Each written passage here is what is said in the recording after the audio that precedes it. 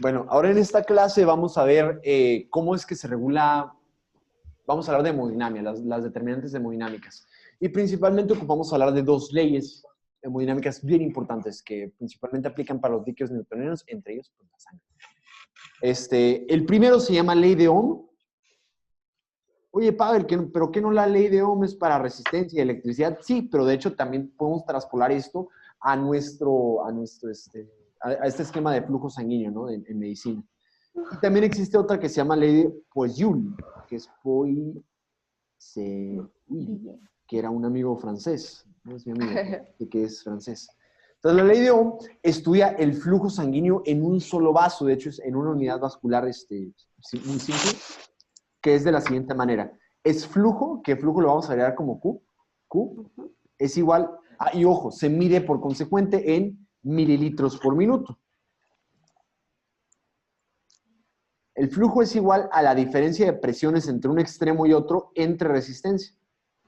Por ejemplo, vamos a decir que aquí la cantidad de sangre que pase desde el extremo A hasta el extremo B va a depender del primero, gradiente de presión, cuántos milímetros de mercurio hay en este extremo versus cuántos milímetros de mercurio hay en este extremo.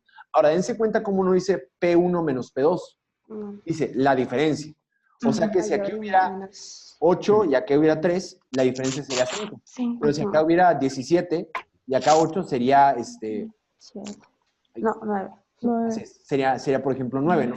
Pero entonces iría hacia el sentido opuesto, ¿no? Entonces, a lo que voy es que no estudia dirección el flujo. No estudia dirección, estudia si hay o no flujo. ¿Sale? Okay. Lo primero.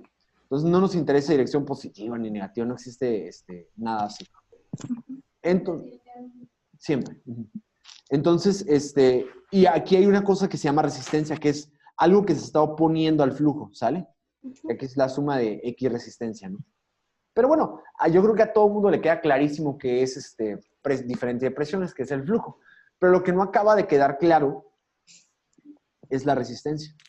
De hecho, ustedes cuando vayan a estudiar esto, en su libro les aparece así, la fórmula desglosada.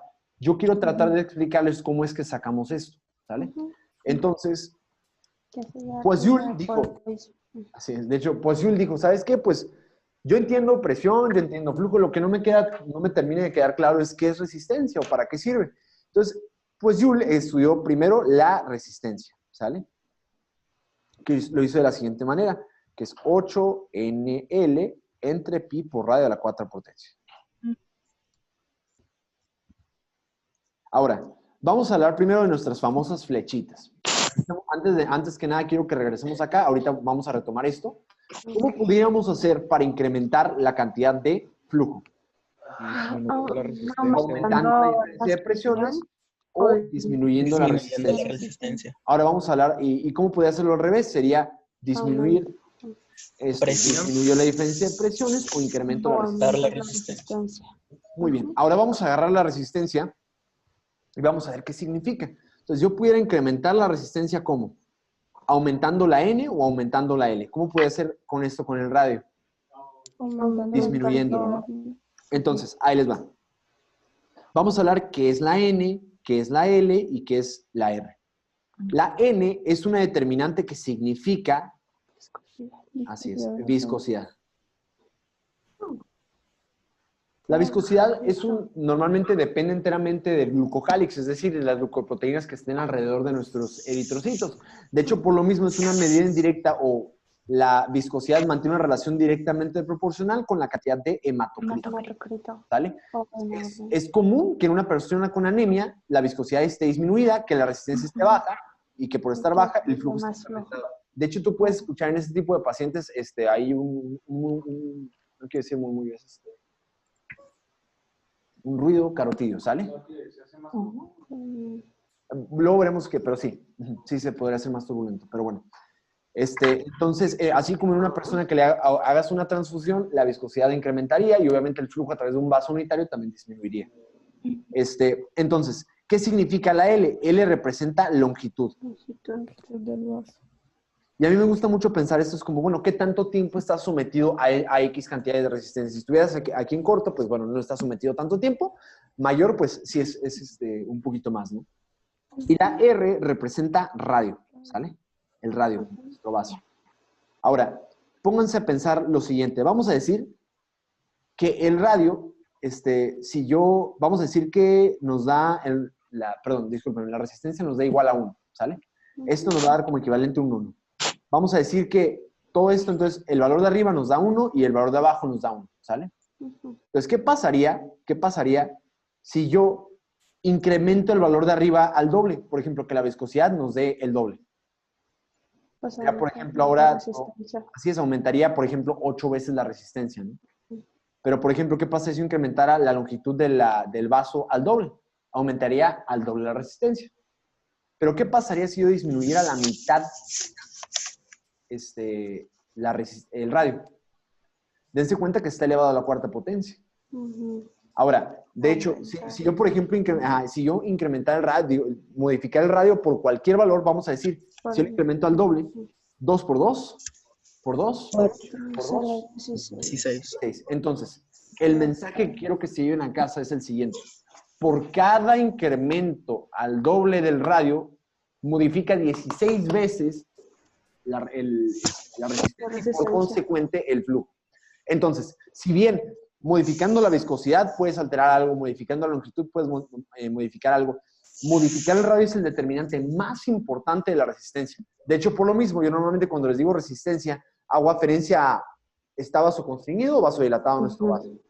Es porque ese es el determinante más importante, el radio, ¿no? Entonces, para allá voy, lo voy a escribir. Por cada incremento al doble del radio, estamos incrementando 16 veces la resistencia y más o menos igual el flujo. Entonces, ese es el mensaje. Ahí les va. Por cada incremento al doble del radio, estamos incrementando 16 veces resistencia. Bueno, y aquí sería disminuir el flujo, ¿no? De hecho, la relación es inversamente proporcional, pero tendría una repercusión igual respecto al flujo, ¿no? Vamos a poner por acá. Inversamente proporcional al flujo. ¿Sale? Ese mensaje es importantísimo. Muy importante. Pero si aumentas el radio, bajaría la resistencia, ¿no? Si aumento el radio, bajaría la resistencia. Sí, así es. Bueno, tienes razón. De hecho, aquí sería al revés. Ok, lo siento. Pero bueno, se entiende. La idea es que tiene la fórmula acá arriba, ¿no? Así es, disminuye 16 veces la resistencia, el flujo incrementa a 16 veces. Entonces, eso es lo relevante, ¿no? Ahora, pero bueno, yo ya con todo esto que les expliqué, no termina de quedar claro cuáles son las determinantes que pueden, o cómo fue que llegaron a la otra fórmula, ¿no? Esta que está medio extraña, que involucra, pues, la variante de todos, ¿no? Porque se dan cuenta aquí como que está todo mezclado y aquí está flujo. Entonces, a mí en primaria se supone que me enseñaron a cómo multiplicar fracciones.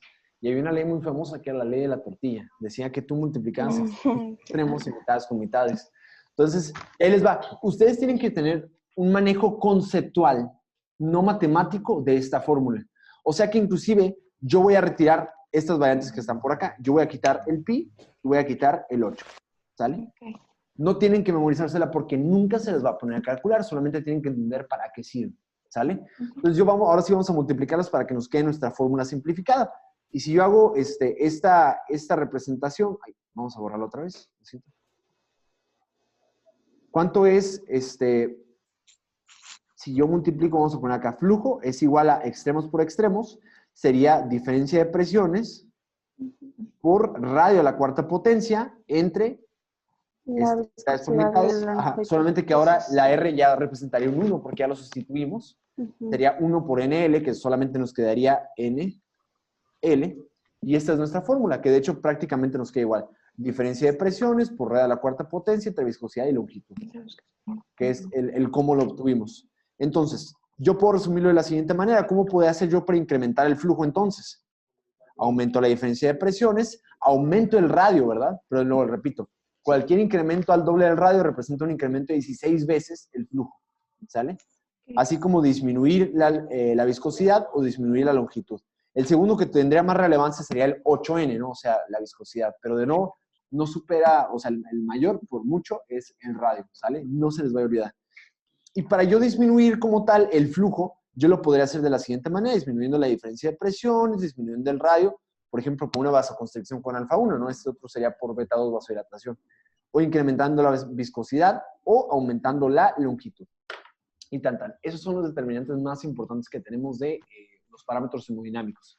Les repito, la pregunta más común de examen que les hace es ¿cuántas veces incrementa, o cuál de estos es el más importante? Tienen que ser radio. ¿Cuántas veces incrementen, duplicarlo, aumentarlo 16 veces o disminuirlo 16 veces? Ya sea resistencia o flujo, ¿sale? Bien, niños, ¿todo claro entonces? Right. Y esto fue el video de determinantes de hemodinámica.